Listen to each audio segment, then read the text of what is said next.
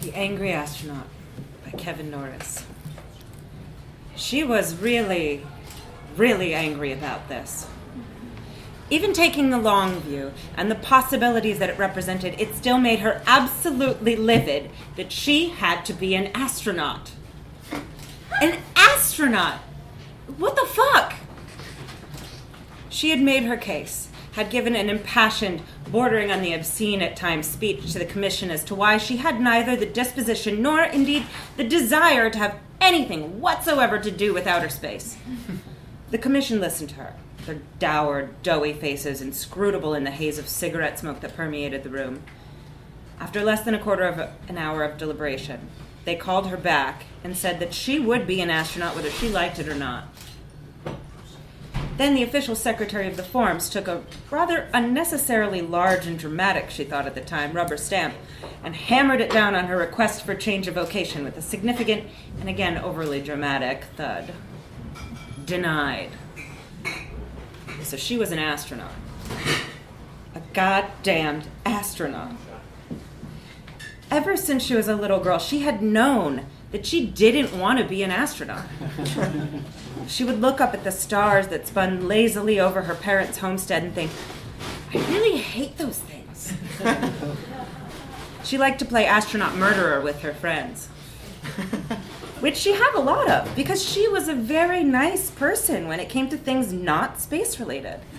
She simply despised astronauts. And now she was going to be one.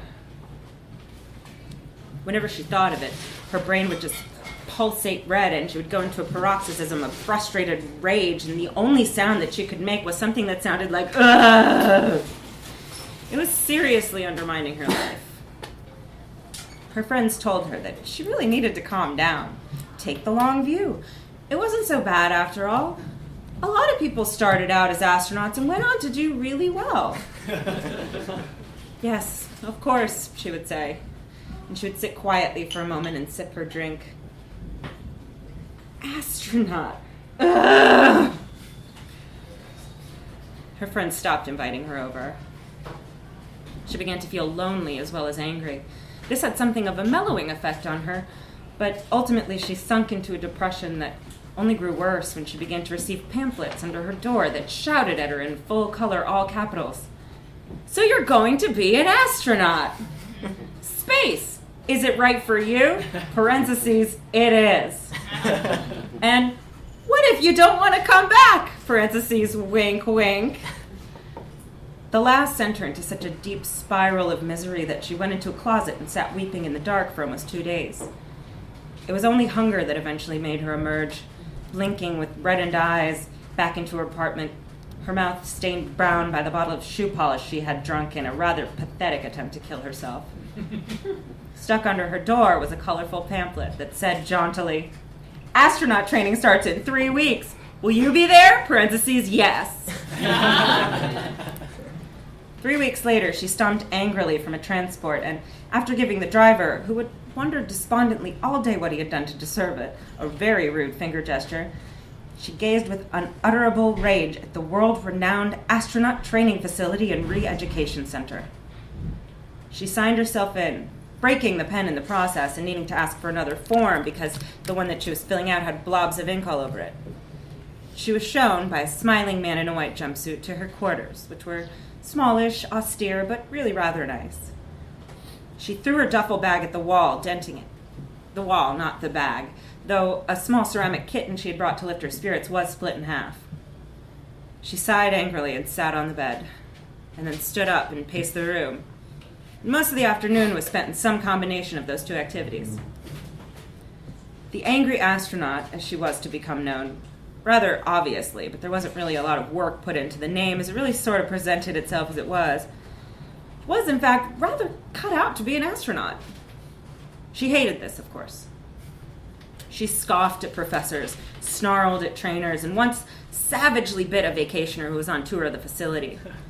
The last was because the tourist had said how natural she looked in her spacesuit.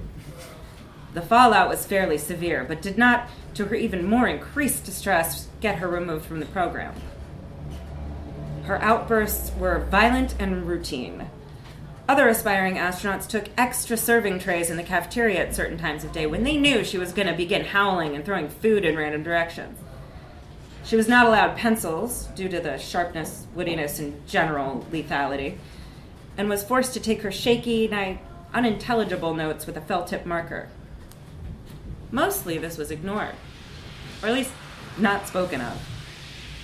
But one man, an older professor who had seen a lot of young astronauts come through the program and leave better people, or at least people better at being flung into outer space, reached out his hand in respect, tutelage, and affection to her.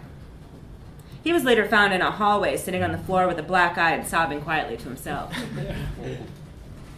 Everyone feared her, but were also equally impressed by her, and it was generally the opinion of those that were asked that they should remove her from the planet as soon as was possible. So she was chosen for all sorts of difficult and dangerous training missions to speed up the process. They tossed her from airplanes, dipped her in freezing water, spun her in circles at incredible speeds. Each and every test seemed to have absolutely no effect on her, either mentally or physically at all. "I hate all of you," she would say to the poor soul whose task it was to fetch her out of a drop zone, fish her from the water, or take her from the centripetal force vehicle. She meant it. For months, this went on. The angry astronaut was put through indescribable difficulties. Pokes, prods, jabs, pills, diets, suppositories, duress, sleep deprivation, drugged sleep encouragement, sensory inducement, sensory deprivation, observation, embarrassment, brainwashing, brain drying, and brain folding. Essentially, she was pushed to the edge of reasonable existence and then thrown off. At which point, much to the surprise of not that many, she stood there, past the edge, glaring. A small ceremony was given.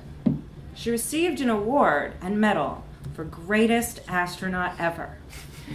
And she promptly threw her plaque and medal at the attendees, of which were very few, but who, anticipating this, had brought extra cafeteria trays.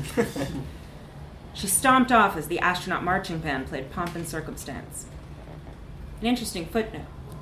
The tuba player in the astronaut marching band was actually the only person to have ever made any tiny bit of significant headway emotionally with the angry astronaut. He was small and shy and had mistaken her for someone else when he tapped her on the shoulder in the hallway one afternoon. She spun on him, and he smiled, thinking that she was this other person and not the angry astronaut, and had continued smiling for full-on 5 seconds before he realized. Her eyes shone with tears, and her mouth twitched for an instant with what might have been a positive emotion.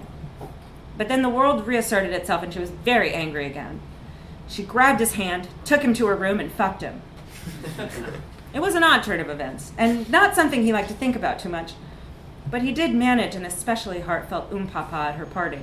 He thought he might have liked her under other circumstances. So, despite her best efforts, she was an astronaut. And the next step, of course, was to get her into space. Launch day was difficult for everyone. Obviously, the angry astronaut didn't have a particularly good attitude about the whole thing. She woke up, threw a glass of Tang, and gained absolutely no satisfaction from either watching it shatter or seeing the liquid crawl its way down the wall.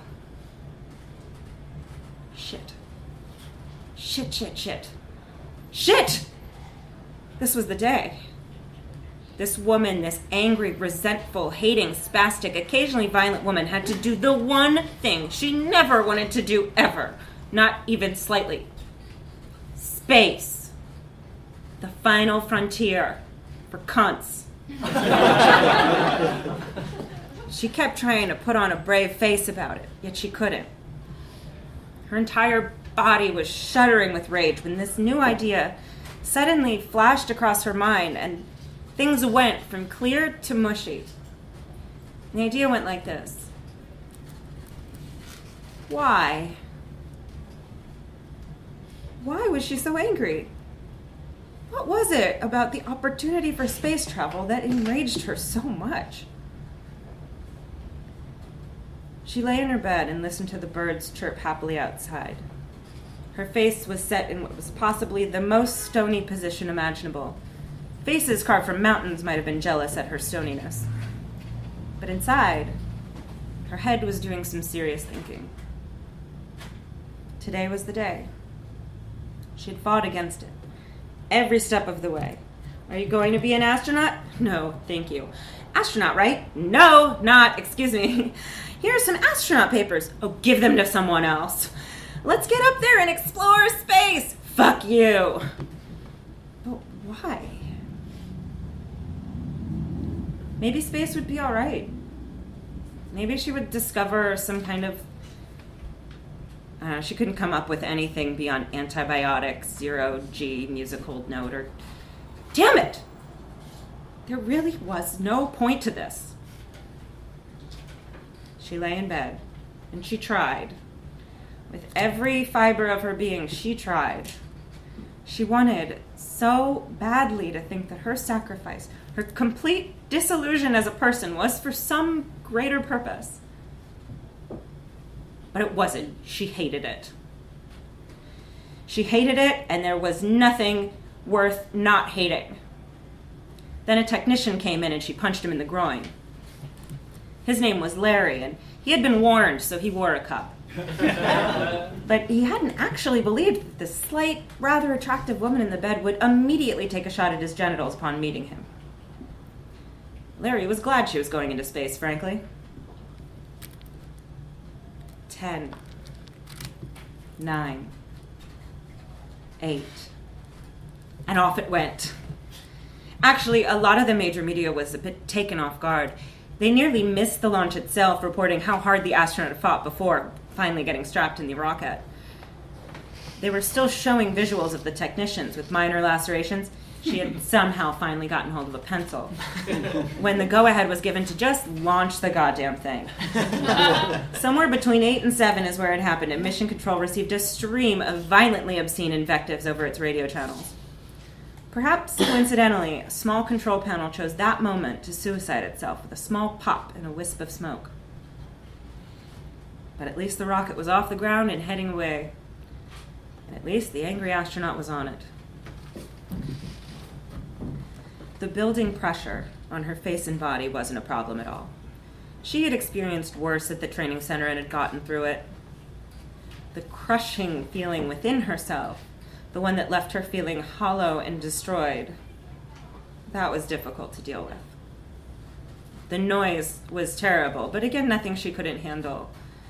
The screaming in her mind that she would say anything, do anything, be anything, so as not to have to continue on this rocket clawing its way through the atmosphere towards the infinite reaches of space, was so loud as to be deafening. The fear of the unknown was unmatched by the fear of the known and despised.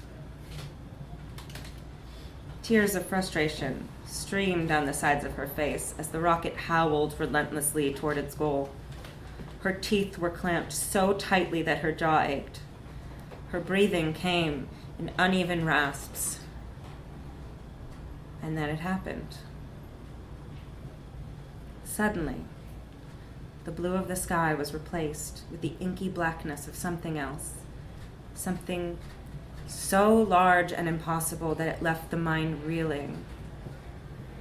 The vastness of it asserted itself, and she finally saw what it was that the poets and philosophers and priests were all talking about. Stars were no longer pinpricks of light, but huge and vital, swelling organs of energy, untouchable but solid, ephemeral but with the strength to rain in chunks of rock and metal. And their planets, each one a unique being unto itself, spinning among trillions and yet alone in the vast loneliness. Comets following paths shaped by gravity and chance, parabolas of a distance that leaves the realm of comprehension.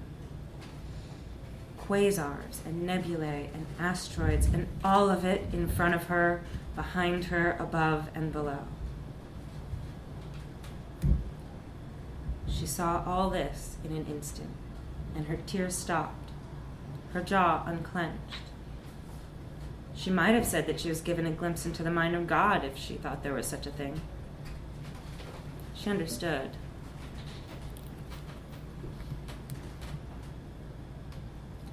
It was a simple mistake, and the technicians responsible were duly reprimanded. But ultimately, in the pursuit of knowledge, there are casualties, as the lead commissioner said when asked for a quote.